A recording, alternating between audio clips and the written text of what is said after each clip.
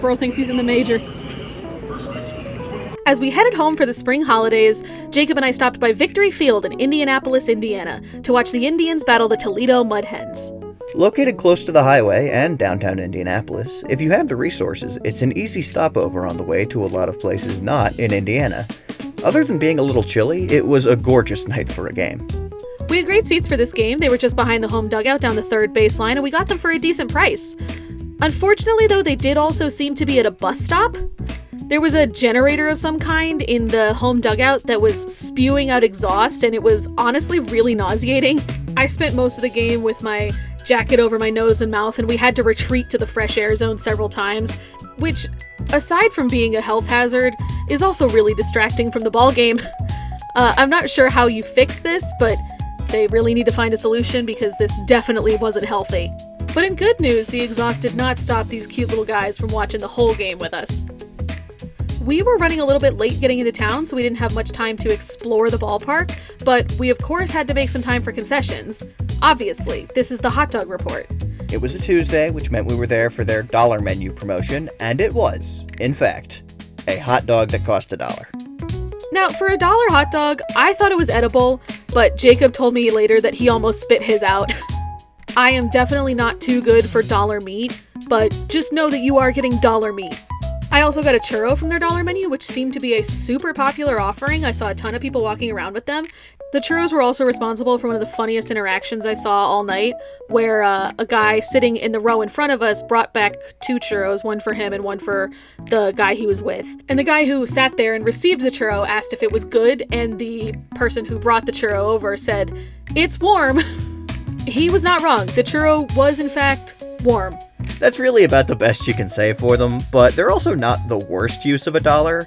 Imagine it as a large stick of lightly flavored Cinnamon Toast Crunch. I also had a pretzel, which was just outright good, and they had a surprisingly spicy nacho cheese for a ballpark, which I really enjoyed. Besides the food stuff, I also got this specialty drink, which was advertised as strawberry melon, but I kind of thought it tasted like cucumber melon. Looks good. It's fine. It kind of tastes like, I know you said it's strawberry watermelon. Mm-hmm. It kind of tastes like, it tastes like how cucumber lotion smells.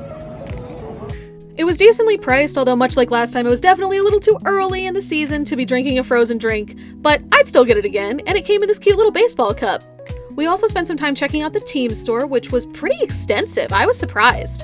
By far the coolest things on offer are all the alternate uniform stuff they have. The Clowns alts are a really nice tribute to the former Negro League team of the city. The Circle City stuff is great, and it seems to be really popular with the locals. However, in a turn of events that's sad to probably only us, it's really hard to find the Young Bucs merch. As Pirates fans, we love the Young Bucs branding, and last year they released these map alternate uniforms that Jacob and I became obsessed with, and we were really hoping that this trip was going to be our chance to finally get our hands on them. But no dice. It's probably because Indy has a very independent brand, which is definitely understandable, but I'm still sad because I think they look cool as hell and I want one. In terms of on-field highlights, we got to see our baseball nemesis Jared Triolo suit up for a rehab start. Funny enough, he was actually still wearing his Pirates pants from the major leagues. He looked like a major league player for once, lighting it up, going 2 for 3 with a home run and a walk. You win this round, Jared. Former Pirate G1 Bay was also there and looked even more like he should never wear the black and gold again than he did last time he was wearing it. Unfortunately, those were the only highlights to speak of. The Pirates are a sinking ship, and they are dragging the Indians down with them. The bats hung in there, but the bullpen absolutely dropped the ball late as the Mud Hens were firing on all cylinders. One of the Mud Hens did get tossed after arguing a strike on a bunt attempt directly after a homer, and that was hilarious. Also, instant replay exists in AAA, and this year they can argue balls and strikes on appeal, which was maybe useful, but slows down the game a lot and really just isn't fun. But I know you don't tune into the Hot Dog Report for baseball analysis. You tune in for carnival games.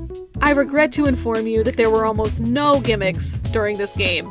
The only on-field time killer was a cape toss game that was sponsored by a barber shop, where one fan threw foam baseballs to another fan who tried to catch them in a hair-cutting cape. It was kind of fun, but I probably wouldn't have paid it much mind if there was anything else to talk about here. There was also some of the little promotional stuff that you come to expect at every baseball game. Our section were the lucky winners of some lottery vouchers after a designated strikeout. However, in an effort to minimize time spent in Indiana, we did not bother to redeem them. But let's pause. Who are the Indianapolis baseball team? Indianapolis is a planned city roughly dead center in the state of Indiana, a state built on land wrenched away from several nations of indigenous people, including the Miami, Shawnee, Illinois, and Lenape or Delaware, particularly following the brutal treaties of St. Mary in 1818. It's Indiana's largest city and the capital of the state. It's also home to a large but not sole flagship campus of both Indiana University and Purdue. It's a planned DC-like city built around a center circle, and it got the nickname Circle City from this design. While metro population varies, it is notably by direct city population a larger city than Pittsburgh, where its major league affiliate, the Pirates, play. Baseball in the city goes back to the 1800s, but the current organization was founded in 1902 under the same name they still use today. It was a whites-only club for the first 50 years of their existence, and the team played alongside a Negro League franchise called the Indianapolis Clowns from 1943 to 1954. A far more interesting franchise, notable for winning their league title in 1950, playing in front of actually desegregated audiences, and being the first pro baseball team to sign a woman to play a long-term professional contract. The current Indy team is one of minor league baseball's more successful franchises, with 7 class-wide titles and over a dozen league titles to their name. They have spent the majority of their history in their current tier, AAA, which is the highest level of minor league baseball below the major league. Today they play at Victory Field, which was built in 1996, though you wouldn't know it since renovations have given it an exceptionally modern feel. It has a good selection of concession stands and little areas for kids, and also a left field bar section with rail and table seating that seems delightful should we stop by here again. While the team has not changed their name since the club began, how they present it has. The team has gone through several logos of varying tastefulness. They also had to remove a teepee from the outfield after fans pointed out that indigenous residents of that area never used them. There's a lot to unpack here, so I'm afraid we're just going to have to stick a pin in this until the end of the video. So, back to baseball. The Indians saw it slip through their fingers and ended up getting shellacked 11-6, though funny enough we were there in the first of a 6-game series that they would go on to win the next 5 of, so maybe we're bad luck. It's been a good month for the Indians, and they sit in the middle of their league standings, hoping for more bad major leaguers to hop on the DFA Express and shoot the lights out at Victory Field. This game was a lot of fun. Nothing's perfect, and we'll definitely get to that, but this is a well-run club and they're putting out a solid product. And here's our final scores. Hot dogs. No specialty dogs, and the dollar dog was a dollar dog. That being said, if it was not dollar dog night, the prices would be a little bit steep for me. And this is just kind of an unassociated rant that I need to get off my chest real quick. Baseball teams need to stop only selling hot dogs in combo meals. If I want a pop, I'll buy a pop. If I want fries, I'll buy the fries. The game is 2 hours long. Stop trying to find a way to drive up the price of a hot dog to the $10 mark. Just let me buy a hot dog. Fries rant aside, hot dogs were a 3 out of 10. Other concessions. The churro was warm, as mentioned, but the pretzel was solid, and at what they were charging, I'm totally happy. 7 out of 10. Uniforms and merch. Solid uniforms. As we mentioned, the Circle City stuff was really cool. It was great to see a throwback to the Negro League team. It was disappointing to not see more Young Bucs merch, but I think that's just kind of an us issue. Overall, 7 out of 10. Gimmicks and promotions. Very limited. We can appreciate not needing to treat AAA like it's a carnival, since it's only one step below the majors. But I like that stuff, and I think there was room for more. 4.5 out of 10. Facilities. Facilities were very middle of the road, but well-sized. That said, they had a lot of busted faucets and different faucets in the men's and women's bathrooms. The water was ice cold, and the paper towel dispensers were wildly stingy. Also, as an aside, the next day I tried to, as a bit, record a regular speed paper towel dispenser in an empty Tim Hortons bathroom, and it broke as I was filming that, so just imagine in your mind a paper towel dispenser working. If you can. This has been a very long weekend. 5 out of 10. Ticket prices were good but not great. Standard for the minors, it's AAA, so you're going to pay a little more. 7 out of 10. quality of play. This is a Pittsburgh Pirates affiliate, and you can tell it's a Pittsburgh Pirates affiliate. However, they are doing the best with what they have, and being a Pittsburgh Pirates affiliate at the AAA level does mean that you will occasionally get talent sent down to you for things like rehab stints like Jared Triolo, which means that they can overperform at times, and that can also be admittedly fun to watch. 7 out of 10. Stands culture. There was a really fun, raucous atmosphere in the stands. They had a really good crowd for a cold Tuesday, and there were groups of fans hassling the players down the baselines on each side, which is old school fun that we happen to love.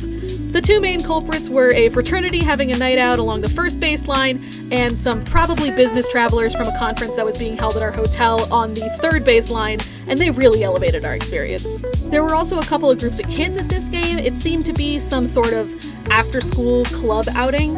With that said, there was a really bad interaction we saw where an older white guy grabbed a foul ball from out in front of a little black girl who was clearly going for it, only to toss it to other adult white people in our section away from her.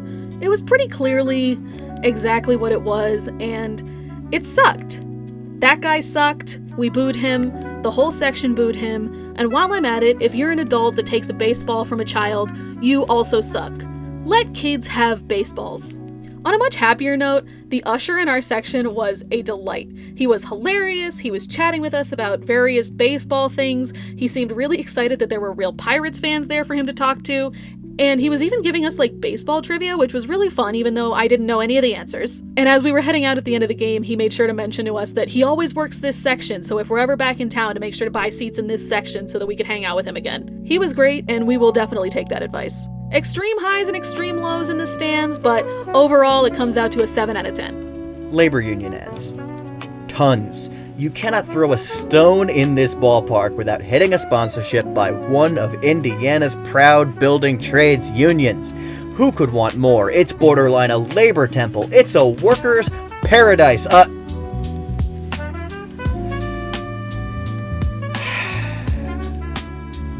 out of 5 bonus points. Proximity to lodging is ideal.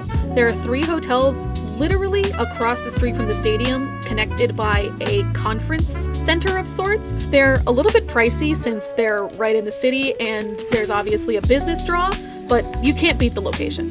That said, word to the wise, do not book at the Spring Hill. We did not, but we were offered an upgrade to the Spring Hill upon our arrival, something I did not want and would not have taken if we were not in a rush. And my instincts were correct. The room at the Spring Hill was bad. The temperature was all over the place. The bathroom door did not close all the way.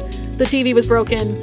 But 4 out of 5 bonus points because it's not the Spring Hill that we're judging today. Also, kind of fun thing, we were wandering through the convention center section of the hotel for a little bit afterwards, and you can actually see onto the field through the windows. Adult atmosphere. The vibes at this ballpark are much more mature. There's still plenty for kids to engage with here. Their bear mascot, Rowdy, is beloved and takes tons of pictures and signs autographs between innings, and we saw a bunch of kids running around the outfield lawn seating having the time of their lives. But I think I would describe this experience as more all ages rather than family friendly. They're definitely doing more of a traditional baseball and beer experience. I think they struck a pretty good balance. We saw a ton of kids there having fun, but they might have gone home knowing a few new words. 8 out of 10. Just one last thing that might be worth mentioning, the atmosphere might have had something to do with the night that we were there. We originally had wanted to go to the day game the day after the one that we went to, but we discovered that it was a kids field trip day and that there was going to be a ton of school groups there, so we decided against it, but it's worth knowing that they can put on more of a kid-friendly show when the moment calls for it. As we've mentioned before, teams need to balance being their community's local team and a branch plant for their major league affiliate. AAA teams, due to their size and the size of their home markets, tend to really lean away from their major league bosses in favor of local branding, and Indy is definitely one of the places that does that. If you visited Victory Field, you would definitely know the Pirates were the major league affiliate of the Indians, but it's definitely not emphasized, and their branding is miles away from anything associated with Pittsburgh. If you're a Pirates fan, it's a bummer, but it makes perfect sense since Indianapolis is the capital of a different state that's hundreds of miles from the Yinzer mothership. With that said, it's worth taking that pin out from earlier and talking about the elephant that's in the room with this team's brand identity. The name Indians, and many names like it, are a contentious issue for sports teams. It's reasonable to say that there are some very real divides on the issue, but there is also some questionable moral posturing by the team on this. In 2020, the team formed a committee to decide whether to change the name. In 2023, the team announced that they would not. However, in that announcement, the team shared that they were partnering with the Miami Nation to provide fan education opportunities, a Miami student scholarship program, Miami veteran recognition, and a pre-game land acknowledgement that mentions all of the former nations of Indiana. These steps are good, and it's nice to see the team take action so that kids can get an education. I can't hand down a verdict on changing the name. That's not mine to levy, though, to be honest, I'm not a fan of it. But as for the question, is the team name racist? The team themselves seem to already know the answer. As we mentioned, this team removed a center field teepee and changed their logo away from being a caricature of a native person towards making it an abstract symbol in the 1990s. They also just named their team a blanket term for many nations of people who were ethnically cleansed from the place they now play, so it seems pretty cut and dry. Also, for all their talk of a proud history, it is perhaps notable that the franchise was 121 years old before it partnered with even one indigenous nation with roots in the area, despite using the name the entire time. Whether in the long term this team decides to go the way of the Cleveland Guardians, or to blaze a different trail and make this brand something that stands apart from what it has been, the team's actions show that they know that this identity was, in the history they still proudly tout, built to celebrate a very dark part of American history. So reflecting this team's complicated legacy, brand identity is going to be getting a 3 out of 10. That brings our final score for the Indianapolis Indians to 66.5 out of 100. So even with all the ups and downs that we experienced at this game and with this team, we really want to see them play as the Young Bucs, so we will probably go back at some point. Victory Field is beautiful, and it's a great place to see a game, despite it being in Indiana. Check it out if you're looking for a day at the ballpark. If you like this video, please subscribe to the channel, and if you want to see even more, check out our Day at the Ballpark playlist.